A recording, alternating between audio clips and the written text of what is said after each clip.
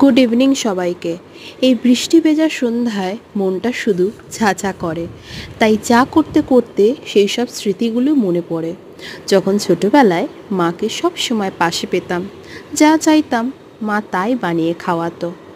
এখন খুব বৃষ্টি পড়ছে বাইরে, মাঝে মাঝে খুব জোর বাজও পড়ছে, অন্ধকারে অতটা দেখা যাচ্ছে না।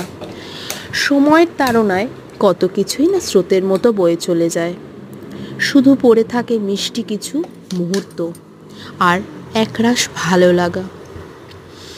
সেই সময় হয়তো খেল থেকে বেরিয়ে খেলে বাড়ি ফিরে এসে মাকে বলতাম, মা কিছু বানিয়ে দাও না।